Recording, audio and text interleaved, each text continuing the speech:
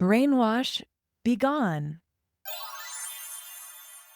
A podcast for women who've left a high-control, high-demand religion. In every episode, we deconstruct one specific rule you were taught so you can let go of the harmful conditioning and live an amazing life on your own terms. Today, we'll be talking about... Without church, you can't be a good person. You'll want to listen to this episode if you've left a high-demand religion but still want to live your life in a way you consider yourself to be a good person. It's often a very painful, conditioned link that we have between the concept of goodness and morality and church membership in whatever group we came from. So today we're going to decouple those two ideas in our minds, and we're going to help ourselves see the ways that this concept is absurd so we can make decisions from our own conscience. So many high control, high demand religions or cults teach this rule as a way to link morality directly to religious participation. And there'll be a few different justifications given for this. There'll be sort of a logical structure sometimes where if being good comes from God, and in order to access God's will or to follow what he says we should do, then that comes through the church. So the logical chain is you follow what the church says to be good according to what God says. Or there'll often be an idea that you have to be in community with other people and that church attendance and participation keeps you accountable, and that's what prevents, moral decline and backsliding, which is what would happen if you stayed home and relaxed on Sunday. It would be terrible. I hope that's what you're doing right now as this episode comes out. Actually, that would be amazing. Side note. And often there'll be sort of an explanation of that you need spiritual authority. Only clergy or other religious leaders can interpret the divine truth. And so without them, oh my goodness, you're going to fall into error and sin, and you will just be completely unable to make your own moral determinations without having a spiritual leader to interpret God or to interpret your sacred texts and make decisions about your life. And then often there's sort of like an idea of a collective identity where the definition of what is good is just you're good if you align with our group's beliefs and you are obedient to its teachings. And the idea of goodness is actually not seen as universal ethical principles or in response to how you interact with other humans or things like that. And let's just be real. There are definitely some huge other motives that are not spoken, but that obviously have a lot to play when we hear these types of teachings and the fear-mongering about becoming a bad person if you don't follow this particular system of religious practice. It's such a lever of control and conformity. And if people believe, hey, moral goodness depends on participating in this church, then they're less likely to question the leaders, they're less likely to leave, they're more likely to stay and train their own children in this path. It increases membership, increases donations. It basically inserts this program of shame into our systems where every time we think about trying to leave or some level of conflict comes up in our minds about the particular teachings, then there's this other side of us that's programmed to want to be good and to sit down and not bring it up, not risk being bad.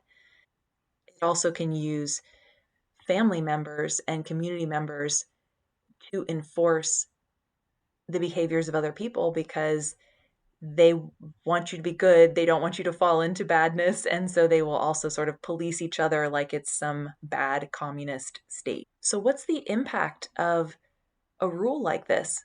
In addition to just having people be afraid to leave this particular group or to speak up against it in any way, there's a ton of loss of autonomy and critical thinking. You might not feel capable of ethical decision making on your own without institutional approval, without male approval. You might experience a lot of guilt and shame about leaving the church. Even when you know it's not logical, when you have been programmed with that, it can be quite painful.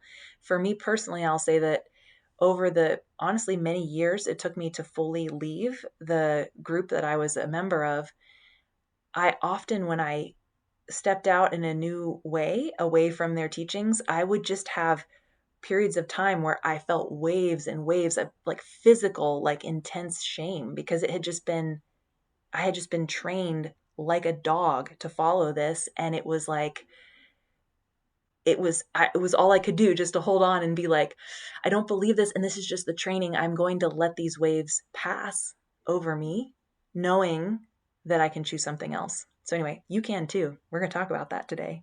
Yay. Another impact we see of a rule like this is that it actually, ironically, stunts the moral development of people who are in these groups.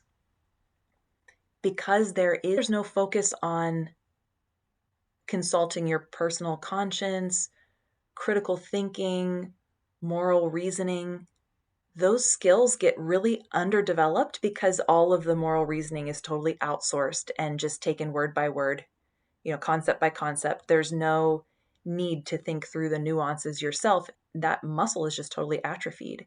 And like so many of these rules, it can create dependency, lack of self-protection, failure to identify predators and take action when bad things happen inside the church, because we think if people who are obedient in the church and our members are good, people outside are bad, then the logic follows that if someone in the church harms you, how could they be bad? Because they are good from being part of the church. And that's very confusing to children and even adults when you experience things like that. And it's difficult to know what to do when someone who the church has said is good has harmed you significantly. How do you protect yourself? How do you get that person out? How do you identify that person as actually taking this very bad action that requires some kind of response when they are, by definition, good, according to the group? It also creates a ton of us versus them mentality. Impacts like all of the wars ever in the history of the world, from thinking that you could only be good when you're inside your own group and that everyone else is bad. There has been a ton of violence between groups over the millennia simply based on this concept that you can't be a good person or there can't be any rational thought from the other side because they don't follow our cultural traditions. I think compassion, along with that, compassion can get suppressed quite a bit too. When what's ethical or moral is more about performing an obligation in a public way, like obediently, instead of being empathetic, instead of having compassion for the suffering of non-members, because they're bad people, it actually harms your ability to have compassion for other humans too. And of course, there's a generational impact because this is passed on to kids. They equate morality with compliance and not actual ethical integrity or care about other humans. And the cycle continues. And as more of us break free, it's a beautiful thing because we break free not just for ourselves, but for the rest of our line, for the people who come after us in the world, whether we have actual biological children or we're just impacting the people around us. Like, it makes such a difference when you break out of these concepts and do your own independent moral reasoning. It's needed more than ever in the world. So thank you all for your interest in becoming that kind of person.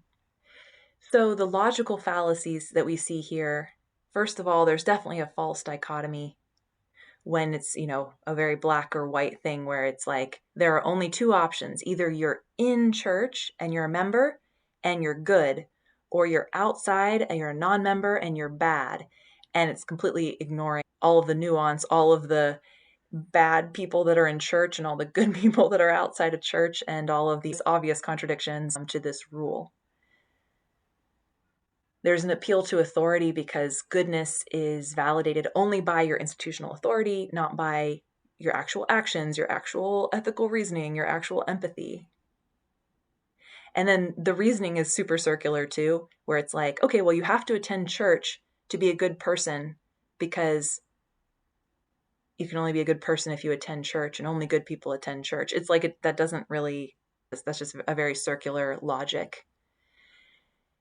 And there's a logical fallacy that we haven't discussed in other episodes yet called no true Scotsman. And that logical fallacy that's the name of the logical fallacy for when basically you can't win either way. So if someone is outside of the church and they believe ethically, you would dismiss it as, well, they're not truly good because they're not in church. And it's like basically impossible to meet the standard because you can always exempt the standard, which is just silly. So it ignores lots of examples of people committing extremely morally reprehensible acts in church, domestic violence in church member families, priests molesting children, on and on and on. And then it ignores the good actions and benevolence and compassion, loving people who are non-members. There's a ton of hypocrisy in the selective application of these standards also, where it's like, if you're a member and you're good, well, then of course you're just going to be able to be forgiven because you're so sorry. But just certain people can be forgiven and other people can't. And ironically, there's also a lot of conflict with a lot of the evangelism efforts of different groups. It's like, you're saying outsiders are inherently bad, which kind of undermines the whole premise of why you have these missions, why you have this outreach. And a lot of times the outreach actually is sort of contingent on that. Like, we're looking for people who are bad, but they want to reform their ways by becoming a member. That's how we'll know that they're actually good. So it's very strange. And it's also in contradiction with a lot of the actual spiritual texts of many traditions. So there are lots of places in the Bible, for example, where it talks about compassion and love and things like that, defining goodness instead of institutional affiliation, your membership card. You're checking all the boxes in these certain practices. So even though I don't subscribe to those particular scriptures, it's internally inconsistent and hypocritical for those groups have these texts and then basically not even follow those parts of it, to really strongly emphasize a certain part of their teaching and ignore all these ones that are about loving your neighbor, helping strangers, being compassionate to others as the basis of your goodness rather than strict compliance like you're a freaking Pharisee. I'm just saying that comes up in the Bible a few times. I have been through classes. I know all y'all have too. I'm so sorry. Okay, so what are some alternative viewpoints that you could have about this as you're making these decisions for yourself? And as always, it's totally your choice. I'm not trying to convince you. I'm just trying to stimulate a discussion amongst you and people you talk to, or even just a thought processes in your own mind about what you could consider, what you could decide. So for me, I'll say that I think that being a good person is defined by how the person impacts other people in the world and the world itself. So to me,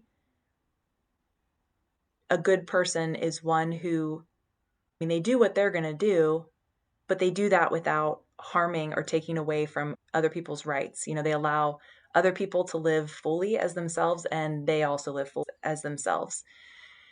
It would be interesting to think about what you think being good actually means, because your entire logic on this whole topic is going to be based on your definition of goodness and what you're striving for.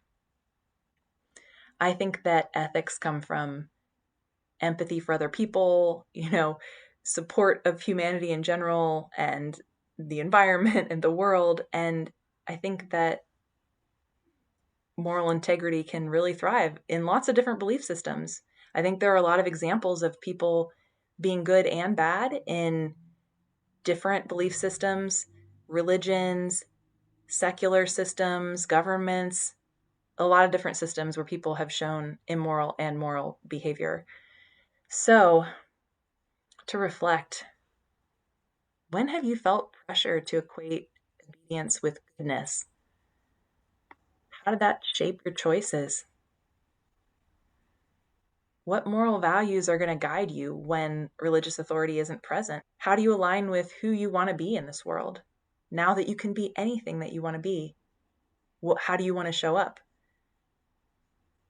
Can you remember examples of people outside of your faith community who really were truly good people? And can you remember examples of people in the group that really had some morally questionable activities, shall we say? It's a lot of deep questions. I think it's totally worth thinking about, especially if you are still feeling a little bit of reflexive shame or guilt about your goodness as a person upon leaving the religious group that you were a member of. Who do you know who would appreciate having this podcast as part of her life? Send her a link to the show page at www.brainwashbegone.com.